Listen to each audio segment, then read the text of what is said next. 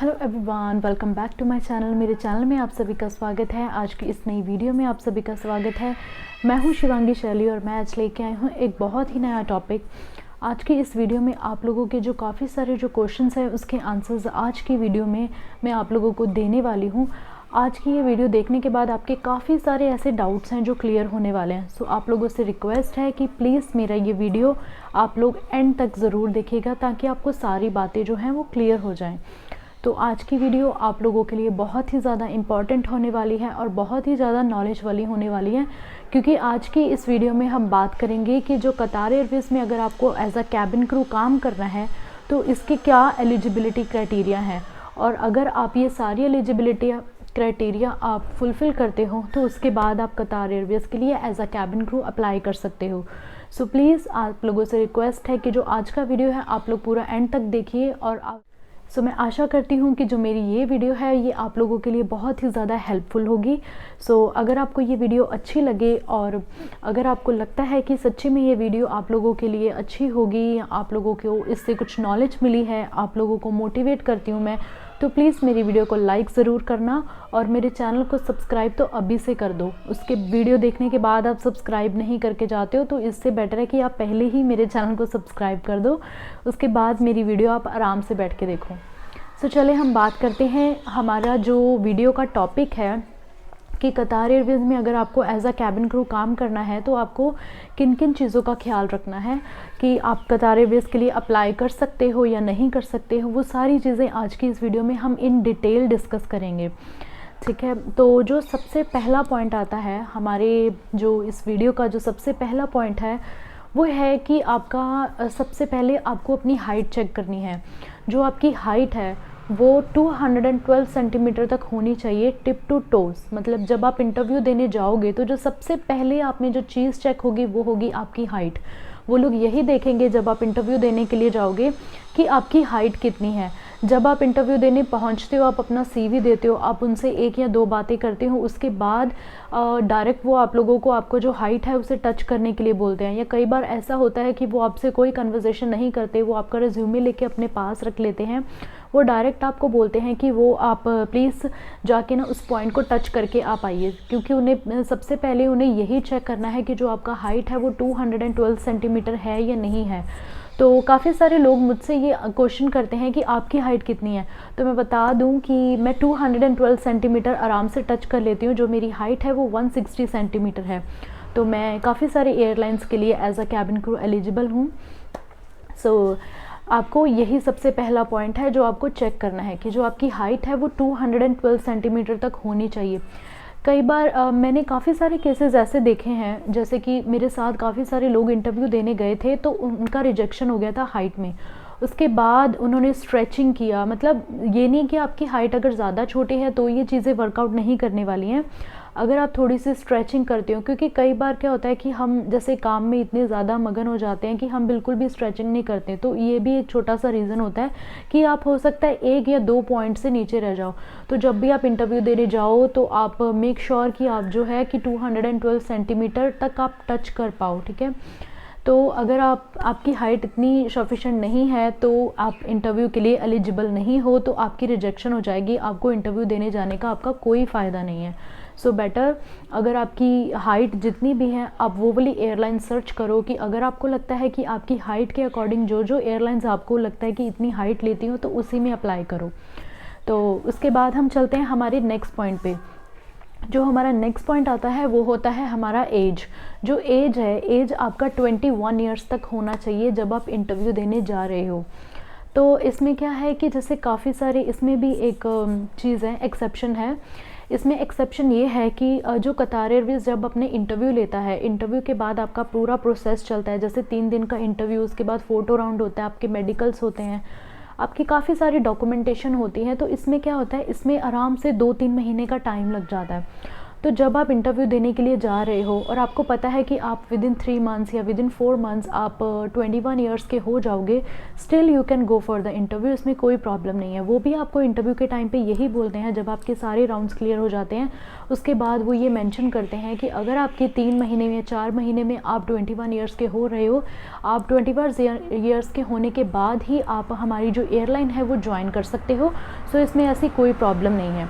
पर हाँ, अगर आप अभी 19 साल के हो या 20 साल के हो तो please don't go for the interview, आपकी रिजेक्शन हो जाएगी, आपका टाइम वेस्ट होगा, इससे और कुछ नहीं होगा। सो जब आप 21 साल के हो जाओगे उसके बाद you can go for the you can go for the interview.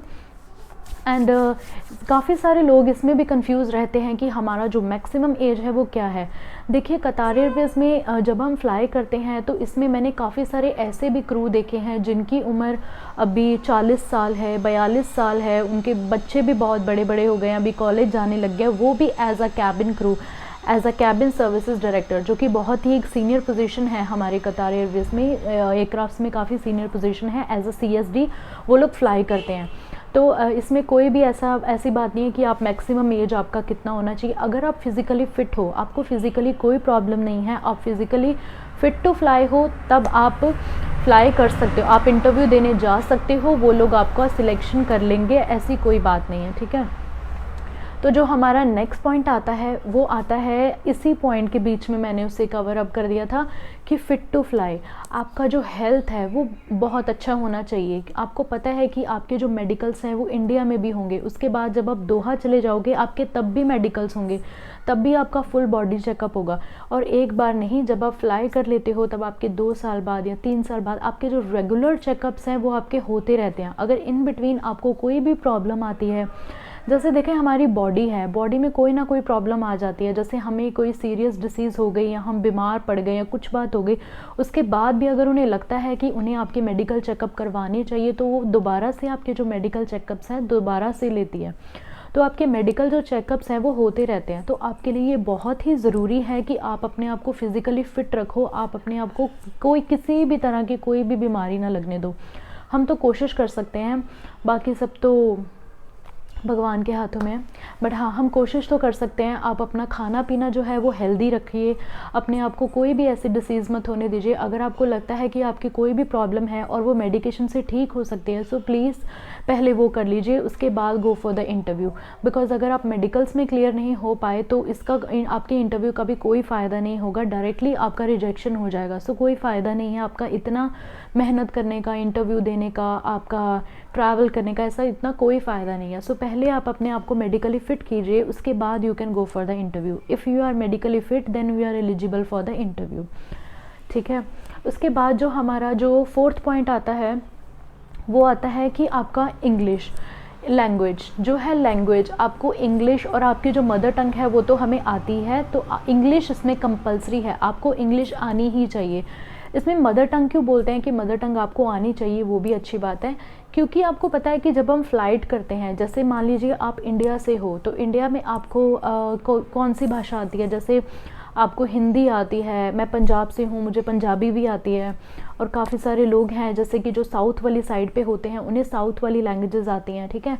तो इसका प्लस पॉइंट क्या होता है कि जब हम ये वाले सेक्टर्स ऑपरेट करते हैं, जैसे हम दोहा से इंडिया में कोई भी जगह आते हैं, जैसे अमृतसर जाते हैं या बेंगलोर जाते हैं, हम दिल्ली बॉम्बे किसी भी तरह जाते हैं, तो उसमें क्या होता है जितने भी क्रू होते हैं तो वो सारे क्रू उनको काफ़ी सारे लोग ऐसे हैं जिनको इंग्लिश आती है, उन्हें और कोई लैंग्वेज नहीं आती, या उनकी जो मदर टंग है वो दूसरी है, कईयों की मदर टंग फ्रेंच होती है, स्पेनिश होती है, जो भी डिफरेंट है। तो जब आप इंडिया में फ़्लाई करोगे तो आपको पता है कि जो आपकी मदर टंग है वो हिंदी है, आपको हिंदी लैंग्वेज में कोई ऐसा आपके पास कस्टमर आ गया जिससे सिर्फ हिंदी आती है, उसे इंग्लिश नहीं आती, तो सारे क्रू आपको अप्रोच करते हैं। तो फ़्लाइट में एक ऐसा क्रू होना चाहिए जिसे मतलब उस जगह की जो है उसे लैंग्वेज आती हो, ताकि वो उस सिचुएशन को डील कर सकें। तो इसलिए आपका जो मदर टंग है वो भी ज़रूरी होना चाहिए। इसमें आपको एक और बात बता दूं, जो हमारी लैंग्वेज है, वैसे मुझे नहीं लगता इंडिया में वो लैंग्वेज कोई भी सीखना चाहेगा, बट हाँ, जो अरेबिक है, अगर आपको अरेबिक आती है बाय एनी चांस, जैसे काफ़ी सारे लोग हैं जो दुबई में जाके अपनी स्कूलिंग लेते हैं या उन्हें अरेबिक लैंग्वेज आती है, तो ये एक प्लस पॉइंट है। अगर आपको अरेबिक आती है तो ये आपके लिए प्लस पॉइंट है, आपको प्रेफरेंस मिलेगी जब आप इंटरव्यू देने जाओगे। उन्हें पता चलेगा कि आप अरेबिक स्पीकर हो, आपको अरेबिक आती है, तो उसमें भी आपको प्रेफरेंस मिलेगी। उन्हें पता लगेगा कि आप अरेबिक हो, बिकॉज़ जो हमारी कतार एयरवेज़ की फ़्लाइट है उसमें हम इंग्लिश में और अरेबिक में दोनों लैंग्वेजेस में हम अनाउंसमेंट करते हैं। तो अनाउंसमेंट्स के लिए हर फ्लाइट में एक अरेबिक स्पीकर होना ज़रूरी होता है। कई बार नहीं भी होता है, depend on the situation, but अगर आपको आती है अरेबिक तो this is the plus point, ठीक है। तो ये हमारा हो गया लैंग्वेज का। उसके बाद आते हैं आपकी स्किन पे। जो आपकी स्किन है वो एकदम क्लियर होनी चाहिए। आपकी स्किन पे कोई भी निशान नहीं होना चाहिए, ना तो किसी कट मार्क का निशान होना चाहिए, ना किसी बर्न का निशान होना चाहिए, ना पिंपल्स का। मतलब आपकी स्किन एकदम क्लियर होनी चाहिए। उन्हें एकदम क्लियर और ग्लैमरस लुक चाहिए। Glamorous in the sense simple look चाहिए अपनी कैबिन क्रू के लिए, क्योंकि आप जब भी फ्लाई करोगे तो आपके डेली ग्रूमिंग चेक्स होंगे। आपकी स्किन पे उन्हें छोटा सा भी निशान दिखे, जैसे आपके कभी पिंपल्स हो गए या कुछ भी हो गया, तो आपको वो ग्राउंड कर देते हैं। You can not fly on that day. अगर आपको किसी भी तरह की प्रॉब्लम है, कई बार हमें क्या होता है कि जब हम जाते हैं, ये पॉइंट दोनों के लिए है, ये ज़रूरी नहीं फीमेल्स के लिए मैं बता रही हूँ, मेल और फीमेल दोनों के लिए। जब हम कुकिंग करते हैं तो कई बार हमारे बर्न्स हो जाते हैं, तो then also you are not allowed to fly that day. So make sure कि आप अपना जो स्किन है वो क्लियर रखो, अपने आर्म्स क्लियर रखो। आर्म्स आपके जितने भी आपके विजिबल होते हैं, आप अपने आर्म्स क्लियर रखो। आप कोई भी निशान मत पड़ने दो। अगर आपको कोई भी निशान है तो ये आपका वेस्ट ऑफ टाइम होगा, आपका सिलेक्शन नहीं होगा। बिकॉज एक छोटे से मार्क्स से, कई बार ऐसा होता है, एक छोटे से मार्क्स से आपका रिजेक्शन हो जाता है। आप 2 दिन तक इंटरव्यू क्लियर कर लेते हो, फाइनल डे में जब आपका स्किन चेक होता है, सेकंड डे पे भी होता है, फाइनल डे पे जब आपका स्किन चेक होता है, उन्हें छोटा सा भी मार्क्स मिल गया जो उन्हें लगता है कि उनकी यूनिफॉर्म में ये विजिबल होगा और ये अच्छा नहीं दिखेगा, then you are rejected. Automatically आपका रिजेक्शन हो जाएगा। And this is the sad truth, ये सैड ट्रुथ है। हाँ, पर आप प्लीज़ अपनी स्किन का ख्याल रखो, अपने फेस का ख्याल रखो। This is for both, male and female for both. अपनी स्किन का भी ख्याल रखो, अपने क्या अच्छा खाना खाओ, अच्छा मतलब सारी आप पौष्टिक चीज़ें लो, विटामिन्स भरपूर चीज़ें लो, तो आपको इस चीज़ का ख्याल रखना पड़ेगा अनफॉर्चुनेटली। सो उसके बाद हम बात करते हैं कि एक मेन पॉइंट है। ये जो पॉइंट है ये वैसे सारी एयरलाइंस अपना लिखते हैं, बट हाँ इसमें भी आपका ज़रूरी है। ये जब आप इंटरव्यू क्लियर कर जाते हो उसके बाद वो आप लोगों से पूछते हैं, क्योंकि जो कतार एयरवेज़ हैं उनका सिर्फ एक ही बेस है, वो है दोहा। दोहा के अलावा इनका और कोई बेस नहीं है। बिकॉज जो काफ़ी सारी बाहर की एयरलाइंस है वो दिल्ली में आके इंटरव्यू लेती हैं, वो दिल्ली में बेस देती हैं, बॉम्बे में आके इंटरव्यू लेती हैं, बॉम्बे में बेस देती हैं, बट अनफॉर्चुनेटली कतार का कोई बेस नहीं है, सिर्फ एक ही बेस है, वो है दोहा। तो वो लोग आपसे पूछेंगे are you willing to relocate to Doha, because अगर आपको कतार एयरवेज़ के साथ as a cabin crew fly करना पड़ेगा तो आपको दोहा में रीलोकेट होना ही पड़ेगा, आपको दोहा जाके रहना ही पड़ेगा। You don't have any other option. So make sure कि अगर आप नहीं रह सकते हो, किसी और जगह में जाके आप अपने होम टाउन में ही रहना पसंद करते हो, तो don't go for the interview, because then you are not eligible for the interview. Okay, so if you are ready to relocate then only you can go for the interview. Okay, so the next point is कि आप में इतना potential होना चाहिए कि आप multi culture team के साथ फ्लाई कर सको। Multi culture team in the sense कि अगर आप में ऐसी को आप थोड़े से सेंसिटिव हो, आपको छोटी छोटी बातों का बुरा लग जाता है, आप दूसरों के साथ एडजस्टमेंट नहीं कर सकते हो, then it's a waste of time. अगर आपका सिलेक्शन हो भी गया, आप फ्लाइंग में भी चले गए, then also you have to face so many situations. आप लोग को काफ़ी सारी प्रॉब्लम्स फेस करनी पड़ेंगी। सो बेटर यही है कि अगर आपको लगता है कि आप एलिजिबल नहीं हो इतने सारे डिफरेंट कल्चर्स के साथ काम करने के लिए, अगर आप इतने अंडरस्टैंडिंग नहीं हो, please don't go for the interview. If you think that you are eligible, आप अंडरस्टैंडिंग हो, आप एडजस्टमेंट कर सकते हो डिफरेंट कल्चर्स के साथ, डिफरेंट नेशनैलिटीज़ के साथ, then you can go for the interview. There is no problem for you अगर आप एडजस्टमेंट कर सकते हो तो। So next point is outgoing personality. आप आउटगोइंग पर्सनैलिटी होनी चाहिए। What do you mean by outgoing personality? Outgoing personality meaning is कि आप एनर्जेटिक होने चाहिए, आप दूसरों के साथ फ्रेंडली होने चाहिए। हर कोई सोच सके कि वो आपको अप्रोच कर सकते हैं जब भी वो किसी प्रॉब्लम में हो, चाहे वो आपके कलीग्स हों, चाहे वो आपके कस्टमर्स हों, वो आप लोगों को ईजिली अप्रोच कर सकें। सो दैट आप इतने फ्रेंडली होने चाहिए, दूसरों के साथ आप इंजॉय करके काम करो। ये नहीं कि आप एक बर्डन में काम कर रहे हो, आप दूसरों के साथ इंजॉय करके काम कर रहे हो, एक टीम में आपको काम करना पड़ेगा। देखिए, जब भी आप as a cabin crew fly करते हो आपको एक टीम की तरह काम करना ही पड़ेगा। इसमें ये नहीं होता कि आप हर किसी का काम अलग अलग है। अगर आपका जो काम है वो टीम वर्क बहुत इंपॉर्टेंट है। सो एवरीवन जो भी मेरी ये वीडियो देख रहे हैं, अगर आप लोग आउटगोइंग पर्सनालिटी हो, आप दूसरों के साथ कंफर्टेबल हो काम करने में, then please go for the interview. अगर आप ऐसे नहीं हो, आपका जो क्या कहते हैं, आपका जो भी नेचर है वो इनसे डिफरेंट है, सो अगर आप इंटरव्यू देने चले भी जाओगे, आपका सिलेक्शन हो भी जाएगा, देन ऑल्सो आपको फ्लाइंग में काफ़ी सारी प्रॉब्लम्स आएंगी, तो आपका वेस्ट ऑफ टाइम होगा और कुछ नहीं होगा इसके साथ। सो मेक श्योर कि आप अपने आप को या तो उस नेचर में ढाल लो, अगर आप नहीं डाल सकते तो this is not a good option for you, यही कहना चाहूँगी। उसके बाद हमारा जो नेक्स्ट पॉइंट आता है वो आता है आपके ग्रूमिंग के ऊपर। आपका जो ग्रूमिंग है वो एकदम ऑसम होना चाहिए, ऑसम होना चाहिए, तभी आप सिलेक्ट हो पाओगे कतार एयरवेज में as a cabin crew interview के टाइम पे। आपका ग्रूमिंग से ये मतलब नहीं है कि आप एकदम मेकअप से लथपथ के जाओ, इसका कोई मतलब नहीं है। देखना, आप जब भी ट्रैवल भी करते हो, कई लोगों ने ट्रैवल किया होगा कतार एयरवेज के साथ, आप जब भी ट्रैवल करते हो आपने देखा होगा जो क्रू है उन्होंने बहुत ही मिनिमम मेकअप किया है, पर उन्होंने बहुत ही अच्छा मेकअप किया है। तो आपका जो ग्रूमिंग है वो बहुत अच्छा होना चाहिए, ठीक है। आपका जो ड्रेसिंग सेंस है वो भी बहुत अच्छा होना चाहिए, ना तो आप ज़्यादा क्या कहते हैं, मतलब बिल्कुल अच्छा होना चाहिए। क्या कहते हैं, जब भी आप अपना यूनिफॉर्म डालो आप उसमें अच्छे दिखो। इनका जो यूनिफॉर्म है वो आपको पता है कि कैसा है।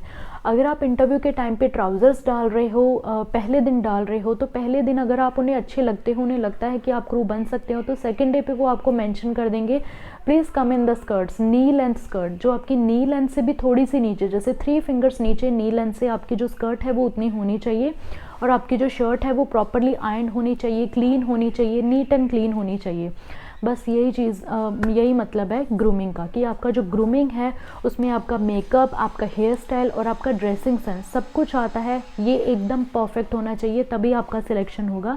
अदरवाइज़ अगर उन्हें थोड़ी सी भी प्रॉब्लम लगती है, या तो आपके ड्रेसिंग सेंस में, या आपने ज़्यादा ओवर मेकअप किया है, या बिल्कुल मेकअप नहीं किया, देन यू आर रिजेक्टेड, ठीक है। तो आई होप मैंने अपना जो पॉइंट है वो आप लोगों को समझा दिया है।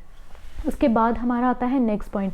ये जो पॉइंट है ये बहुत ही ज़्यादा इम्पॉर्टेंट पॉइंट है। मैंने इस पॉइंट की वजह से मैंने काफ़ी सारे लोगों को टर्मिनेट होते हुए देखा है, कि आपकी जो बॉडी है उस पर no tattoos, no tattoos means zero tattoos, कोई टैटूज़ अलाउड नहीं है, चाहे तो यूनिफॉर्म में या विदाउट यूनिफॉर्म। प्लीज़ उनसे झूठ मत बोलना। अगर आप झूठ बोल भी दोगे, आप झूठ बोल के इंटरव्यू दे दोगे, सिलेक्ट हो जाओगे, कल को कभी भी उन्हें थोड़ा सा भी पता लग गया ना कि आपकी बॉडी पे कोई टैटू है and you are hiding it, you are terminate, you have no other option, you are terminate. So please आपकी बॉडी पे कोई भी टैटूज़ नहीं होने चाहिए अगर आप कतार एयरवेज में एज अ कैबिन क्रू बनना चाहते हो। अगर आपकी बॉडी में कोई भी टैटू है, आप जाके उन्हें बता भी दोगे तो इससे कोई फ़ायदा नहीं होने वाला, because you are rejected, directly आपका रिजेक्शन हो जाएगा, इसमें कोई भी एक्सेप्शन नहीं है। So make sure there are no tattoos on your body, whether doesn't mean that it's visible in the uniform or not visible, so no tattoos are allowed, okay, make sure no tattoos on your body। उसके बाद जो हमारा last point है, last but not the least, वो है आपका positive attitude. आपका जो एटीट्यूड है वो एकदम पॉजिटिव होना चाहिए, उन्हें आपसे कोई भी नेगेटिव वाइब्स नहीं आनी चाहिए।